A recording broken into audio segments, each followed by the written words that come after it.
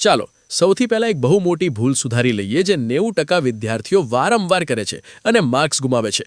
જો તમને પરીક્ષામાં કોઈ એવું પૂછે કે મનોવિજ્ઞાનના પિતા કોણ છે તો ઉતાવળમાં ગમે તે નામ ન લખતા એનો સાચો જવાબ છે વિલ્હેમ વુન્ટ.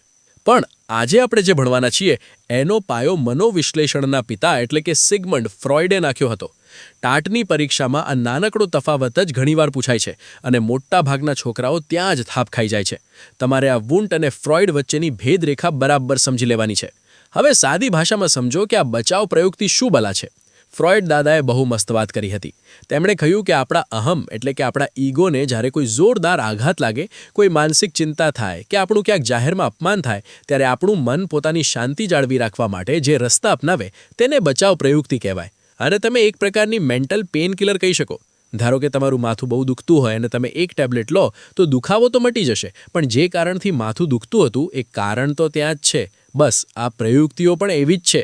આ તમારી કોઈ પણ સમસ્યાનો કાયમી ઉકેલ લાવતી નથી, પણ તમને થોડી વાર માટે ચિંતામાંથી અને માનસિક પીડામાંથી મુક્તિ આપી દે છે. આ આખા ખ્યાલને વધુ વિગતવાર સમજાવવાનું કામ સિગમન્ડ ફ્રોઇડની દીકરી એના ફ્રોઇડે કર્યું હતું. 1936માં તેમણે એક પુસ્તક લખ્યું હતું જેનું નામ હતું the ego and the mechanisms of defence. આ પુસ્તકનું નામ અને વર્ષ ખાસ યાદ રાખી લેજો, કારણ કે પરીક્ષામાં ઘણીવાર સીધો જ સવાલ પૂછાય છે કે એના ફ્રોઇડે કયા વર્ષમાં આ પુસ્તક આપ્યું હતું. હવે આપણે એક પછી એક બધી જ નવે પ્રયુક્તિઓને એવી રીતે સમજીએ કે તમારા મગજમાં એક કાયમ માટે ફિટ થઈ જાય. પહેલી પ્રયુક્તિ છે દમન. આને યાદ રાખવાની સૌથી બેસ્ટ ટ્રીક છે અજાણતા ભૂલી જવું. પરીક્ષામાં ઘણીવાર એવો પ્રશ્ન આવે છે કે બધી જ પ્રયુક્તિઓનું મૂળ કયું છે, તો આંખો બંધ કરીને દમન પર ટિક કરી દેજો. આપણી જિંદગીમાં ઘણી એવી દુઃખદ કે પીડાકારક યાદો હોય છે જે આપણને વારંવાર હેરાન કરતી હોય છે. જેમ કે કોઈ અકસ્માત થયો હોય કે કોઈએ આપણું અપમાન કર્યું હોય. આપણું મન શું કરે? એ યાદોને અજાણતા જ ચેતન મનમાંથી ધકેલીને અચેતન મનના અંધારામાં સંતાડી દે છે. તમને ખબર પણ નથી હોતી કે તમે કંઈક જાણી જોઈને ભૂલી રહ્યા છો. એ તો જાતે જ ગાયબ થઈ જાય છે. પણ અહીં એક કન્ફ્યુઝન પોઈન્ટ છે, શમન. દમન એટલે અજાણતા ભૂલવું, પણ જો તમે જાણી જોઈને કોઈ વાતને દબાવી દો કે ભૂલવાની સખત કોશિશ કરો તો એને શમન કહેવાય. આ નાનો એવો તફાવત જ તમને પરીક્ષામાં બીજા લોકો કરતાં એક ડગલું આગળ રાખશે. બીજી પ્રયુક્તિ જે ટાટની પરીક્ષામાં વારંવાર અને દર વખતે પૂછાય છે એ છે યુક્તિકરણ. આને હું બહાનેબાજીનું વિજ્ઞાન કહું છું. જ્યારે આપણે કોઈ કામમાં નિષ્ફળ જઈએ ત્યારે આપણી ઇજ્જત બચાવવા માટે આપણે એવા કારણો આપીએ જે સાંભળવામાં બહુ લોજિકલ અને સારા લાગે, ભલે એ ખોટા હોય. આમાં બે ફેમસ કિસ્સા છે જે તમારે ગોખી નાખવાના છે. એક છે ખાટી દ્રાક્ષ. પેલી નાનપણની વાર્તા યાદ છે ને, શિયાળવાળી? દ્રાક્ષ ન મળી એટલે શિયાળે શું કીધું? દ્રાક્ષ તો ખાટી છે, મારે ખાવી જ નથી. બસ એમ જ જો કોઈનું ટાટમાં સિલેક્શન ન થાય તો તે શું કહેશે?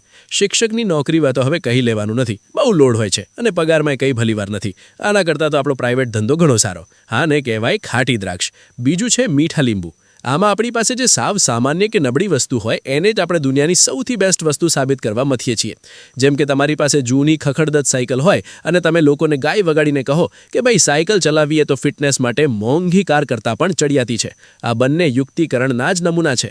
પરીક્ષામાં ખાટી દ્રાક્ષ કે મીઠા લીંબુ શબ્દ આવે એટલે સીધું યુક્તિકરણ ટીક કરી દેવાનું. ત્રીજી મહત્વની વાત કરીએ પ્રક્ષેપણ વિશે. આનો સાદો અર્થ થાય બીજા પર દોષ ઢોળવો. આપણી લોકબોલીમાં કહેવત છે ને કે નાચ ન જાણે આંગણ ટેડા. બસ એ જ પ્રક્ષેપણ છે. પોતાની અંદર કોઈ ખામી હોય કે પોતાની કોઈ ભૂલને કારણે નુકસાન થયું હોય એનો વાંક બીજા બિચારા માણસ પર કે નસીબ કે પરિસ્થિતિ પર નાખી દેવો. દાખલા તરીકે કોઈ શિક્ષક પોતે જ ક્લાસમાં બરાબર ન ભણાવતા હોય અને આખા ક્લાસનું રિઝલ્ટ ખરાબ આવે તો એ શિક્ષક પ્રિન્સિપલ પાસે જઈને શું કહેશે? સાહેબ, આજના છોકરાઓ જ સાવ ઠોઠ છે, કોઈને ભણવામાં રસ જ નથી, હું તો બહુ મહેનત કરું છું. અહીં શિક્ષક પોતાની અણઆવડત સ્વીકારવાને બદલે નિર્દોષ છોકરાઓ પર દોષ નાખે છે. આવું ઉદાહરણ પેપરમાં જુઓ એટલે તરત મગજમાં લાઇટ થવી જોઈએ કે આ પ્રક્ષેપણ જ છે. ચોથી પ્રયુક્તિ છે તાદાત્મ્ય. આનો મતલબ થાય તેના જેવો હું અથવા તો એકરૂપતા. આમાં વ્યક્તિ પોતાની જાતને કોઈ બહુ જ સફળ, આદર્શ કે પાવરફુલ વ્યક્તિ સાથે જોડી દે છે. તમે રસ્તામાં જોયું હશે કે ઘણા યુવાન કોઈ ફેમસ હીરો જેવી હેરસ્ટાઇલ રાખે છે કે એની જેવી ચાલવાની સ્ટાઇલ કોપી કરે છે. એ તાદાત્મ્ય છે. અથવા તો કોઈ માણસ એવું કહે કે તમને ખબર છે મારા સગડા કાકા તો પેલા મોટા ધારાસભ્ય છે. અહીં તે પોતાની કોઈ ખાસિયત નથી બતાવતો, પણ બીજાના પાવર સાથે પોતાની ઓળખ જોડે છે, જેથી તેને પોતે શક્તિશાળી હોવાનો ખોટો અહેસાસ થાય. આમ એક ખાસ ટર્મ યાદ રાખજો, આક્રમક સાથે તાદાત્મ્ય. ધારો કે ઓફિસમાં બોસે કોઈ કર્મચારીને બહુ જ ખરાબ રીતે અવગણના કરી તો એક કર્મચારી ઘરે જઈને એ જ રીતે પોતાના નાના બાળકો પર રોફ જમાવશે કે કડકાઈ બતાવશે, જે રીતે બોસ પેની પર બતાવતા હતા. આ રીતે તે પોતાની હારને જીતમાં બદલવાની કોશિશ કરે છે. પાંચમી પ્રયુક્તિ બહુ જ ઇન્ટરેસ્ટિંગ છે અને સમજવામાં સાવ સહેલી છે. પીછેહટ. આનું નામ જ બધું કહી દે છે. એટલે કે મોટા થઈને નાના બનવું. જ્યારે જિંદગીમાં કોઈ એવી મુશ્કેલી આવે કે જે પુખ્ત વયના માણસ તરીકે સહન ન થતી હોય, ત્યારે એક સમજદાર વ્યક્તિ નાના બાળક જેવો વર્તન કરવા લાગે છે. માની લો કે કોઈ યુવાન ટાટની પરીક્ષામાં ફેલ થયો અને તે રસ્તા વચ્ચે ધ્રુસકે રડવા લાગે, રેસાઈ જાય કે પછી નાના છોકરા જેમ અંગૂઠો ચૂસવા લાગે, તો સમજવું કે તે પીછેહટ કરી રહ્યો છે. અને અંગ્રેજીમાં રિગ્રેશન કહેવાય છે. આપણું મન આપણને એવા સમયે બાળપણમાં પાછા લઈ જાય છે જે આપણે વધુ સુરક્ષિત અને લાડકા હતા.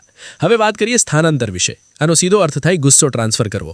જરા વિચારો, જ્યારે આપણને કોઈ એવા માણસ પર ગુસ્સો આવે જે આપણા કરતાં વધુ શક્તિશાળી હોય, તો શું આપણે એની સામે કંઈ બોલી શકીશું? બિલકુલ નહીં. પણ એ ગુસ્સો તો અંદર ભરેલો જ છે, એટલે એને ક્યાંક તો કાઢવો પડશે. એટલે આપણે એ ગુસ્સો કોઈ એવી વ્યક્તિ કે વસ્તુ પર કાઢીએ છીએ જે આપણું કંઈ બિગાડી શકે એમ ન હોય. ઓફિસમાં સાહેબે તમને બરાબરના ખખડાવ્યા હોય અને તમે ત્યાં તો નીચું જોઈને બધું સાંભળી લીધું, પણ સાંજે ઘરે આવીને પત્ની પર વગર કારણે ચિલાઈ જાઓ કે ઘરનો દરવાજો જોરથી પછાડો, તો એ સ્થાનાંતર છે. અહીં ગુસ્સાનું લોકેશન ચેન્જ થઈ ગયું. પાવરફુલ વ્યક્તિ પાસેથી હટીને નિર્દોષ ટાર્ગેટ પર શિફ્ટ થઈ ગયો. 7મી પ્રયુક્તિ છે ક્ષતિપૂર્તિ. આની સાથે એક નામ ખાસ યાદ રાખજો, આલ્ફ્રેડ એડલર. ક્ષતિપૂર્તિ એટલે એક જગ્યાએ જે ખોટ પડી છે એને બીજી રીતે પૂરી કરવી. આના 2 પ્રકાર પરીક્ષામાં કન્ફ્યુઝ કરે છે. પહેલી છે પ્રત્યક્ષ ક્ષતિપૂર્તિ, એટલે કે જે ક્ષેત્રમાં તમે નબળા હો એમાં જ દિવસ રાત એક કરીને મહેનત કરવી અને સફળ થવું. જેમ કે કોઈ વિદ્યાર્થી ગણિતમાં સાવ કાચો હોય, પણ તે એટલી સખત પ્રેક્ટિસ કરે કે આખા જિલ્લામાં ગણિતનો ચેમ્પિયન બની જાય. બીજી છે પરોક્ષ ક્ષતિપૂર્તિ, એટલે કે જો તમે એક ક્ષેત્રમાં નબળા હો અને ત્યાં સફળતા ન મળે, તો એ નબળાઈ ઢાંકવા માટે કોઈ બીજા ક્ષેત્રમાં જબરદસ્ત સફળતા મેળવવી. દાખલા તરીકે કોઈ વિદ્યાર્થી ભણવામાં સાવ ઠોઠ હોય અને પાસ પણ માંડ થતો હોય, પણ તે ક્રિકેટ કે ફૂટબોલમાં સ્ટેટ લેવલનો પ્લેયર બની જાય. અહીં તેની ભણવાની જે નબળાઈ હતી એની ખોટ એણે સ્પોર્ટ્સમાં પૂરી કરી દીધી. 8મી પ્રયુક્તિ છે દિવા સ્વપ્ન, જેને આપણે સાદી ભાષામાં કલ્પનાના કિલ્લા ચણવા કહી શકીએ. જ્યારે વાસ્તવિક દુનિયા બહુ કડવી લાગે અને હકીકત સહન ન થતી હોય, ત્યારે માણસ પોતાની આંખો ખુલ્લી રાખીને કલ્પનાની દુનિયામાં સુખ શોધવા લાગે છે. કોઈ ઉમેદવાર ટાટની તૈયારીમાં એક પાનું પણ વાંચતો નથી, પણ આખો દિવસ મનમાં એવા જ સપના જુએ છે કે મારો તો આખા ગુજરાતમાં પહેલો નંબર આવશે, પછી મુખ્યમંત્રી શ્રી મને એવોર્ડ આપશે, ન્યૂઝપેપરમાં મારો ઇન્ટરવ્યૂ આવશે. આને પલાયન પ્રયુક્તિ પણ કહેવાય છે, કારણ કે તમે રિયાલિટીમાંથી ભાગીને કલ્પનાની દુનિયામાં ભરાઈ જાઓ છો. અને હવે સૌથી મહત્વની અને મનોવિજ્ઞાનની દ્રષ્ટિએ સૌથી શ્રેષ્ઠ પ્રયુક્તિ, ઉદ્વીકરણ. આ નામ સાંભળીને થોડું અઘરું લાગે, પણ આ એકમાત્ર એવી પ્રયુક્તિ છે જે સમાજ માટે ફાયદાકારક છે. આમાં શું થાય? માણસ પોતાની નકારાત્મક, ગુસ્સાવાળી કે અસામાજિક લાગણીઓને એવા રસ્તે વાળે છે જે સમાજ સ્વીકારે અને જેનાથી કંઈક નવું સર્જન થાય. માની લો કે કોઈ માણસમાં અતિશય ગુસ્સો છે. જો એ રસ્તા પર કોઈને મારશે તો જેલમાં જશે, પણ જો એ જ ગુસ્સાનો ઉપયોગ બોક્સિંગ શીખવામાં કરે અને રિંગમાં જઈને દેશ માટે મેડલ જીતે, તો એ ઉદ્વીકરણ છે. આપણા મહાન કવિ કાલિદાસ અને સંત તુલસીદાસનું ઉદાહરણ પણ અહીં પરફેક્ટ બેસે છે. તેમણે પોતાની અંગત પીડા અને ઠોકરને મહાન સાહિત્યના સર્જનમાં બદલી નાખી હતી. હવે મિત્રો, હું તમને એક ચેલેન્જ આપું છું. જો તમે અત્યાર સુધી આ વિડીયો ધ્યાનથી જોયો હશે, તો તમને આનો જવાબ સેકન્ડોમાં આવડી જશે. ધારો કે એક યુવાન છે જેની ઓફિસમાં તેના બોસ દ્વારા બહુ જ ખરાબ રીતે અવગણના કરવામાં આવે છે. તે યુવાન માનસિક રીતે બહુ જ દુઃખી છે, પણ તે ઘરે જઈને કોઈની પર ગુસ્સો નથી કરતો કે નથી પલાયન કરતો. એને બદલે તે સીધો બગીચામાં જાય છે અને બળબડતા તાપમાં સખત મહેનત કરીને જમીન ખોદે છે અને સુંદર ફૂલ છોડ રોપે છે. હવે તમારી સામે આ 4 ઓપ્શન છે. વિચારો તો આ કઈ બચાવ પ્રયુક્તિ છે? A. પ્રક્ષેપણ, B. ઉદ્વીકરણ, C. સ્થાનાંતર કે D. યુક્તિકરણ? વિચારો. જો તમારો જવાબ B. ઉદ્વીકરણ છે, તો અભિનંદન, તમે આ ટોપિકમાં માસ્ટરી મેળવી લીધી છે. આનું કારણ એ છે કે અહીં યુવાને પોતાના મનમાં રહેલી નકારાત્મકતા અને ગુસ્સાને કોઈનું દિલ દુભાવવામાં વેડફવાને બદલે વૃક્ષારોપણ અને બગીચાની માવજત જેવા સર્જનાત્મક કામમાં વાળી દીધો છે. જો તેણે ગુસ્સામાં ઘરના વાસણો ફેંક્યા હોત તો એ સ્થાનાંતર ગણાત, પણ અહીં તો તેણે કુદરતની સેવા કરી. ચાલો હવે પરીક્ષાના છેલ્લા કલાકોમાં કામ આવે એવું ક્વિક રિવિઝન કરી લઈએ. મગજમાં આખું લિસ્ટ ફિટ કરી લેજો. યુક્તિકરણ એટલે લુલ્લી બહાનેબાજી, પ્રક્ષેપણ એટલે પોતાનો વાંક બીજાના માથે નાખવો, દમન એટલે પીડાદાયક યાદોને અજાણતા ભૂલી જવી, શમન એટલે જાણી જોઈને કોઈ વાતને મનમાં દબાવી રાખવી, પીછેહટ એટલે પુખ્ત હોવા છતાં નાના બાળક જેવું વર્તન કરવું, ક્ષતિપૂર્તિ એટલે એક ક્ષેત્રની નબળાઈને બીજા ક્ષેત્રમાં સખત મહેનત કરીને ઢાંકી દેવી, તાદાત્મ્ય એટલે કોઈ બીજી વ્યક્તિની સફળતામાં પોતાનું ગૌરવ શોધવું, સ્થાનાંતર એટલે શક્તિશાળીનો ગુસ્સો નિર્દોષ પર ઉતારવો, ઉદ્વીકરણ એટલે નકારાત્મક લાગણીનું પોઝિટિવ સર્જનમાં રૂપાંતર કરવું, અને છેલ્લે દેવા સ્વપ્ન એટલે વાસ્તવિકતાથી ભાગીને કલ્પનાની દુનિયામાં રાચવું. મિત્રો, મનોવિજ્ઞાન એ માત્ર પરીક્ષા પાસ કરીને નોકરી મેળવવાનો વિષય નથી. તમે ભવિષ્યના શિક્ષકો છો અને તમારે ક્લાસરૂમમાં જઈને નાના બાળકોના નાજુક મનને હેન્ડલ કરવાના છે. જ્યારે કોઈ બાળક સ્કૂલે મોડું આવે અને અવનવા બહાના કાઢે કે કોઈ બાળક બીજાનો વાંક કાઢે, ત્યારે તમને એક શિક્ષક તરીકે ખબર હોવી જોઈએ કે તેની અંદર કઈ બચાવ પ્રયુક્તિ ચાલી રહી છે. આ જ જ્ઞાન તમને એક સામાન્ય શિક્ષકમાંથી આદર્શ શિક્ષક બનાવશે.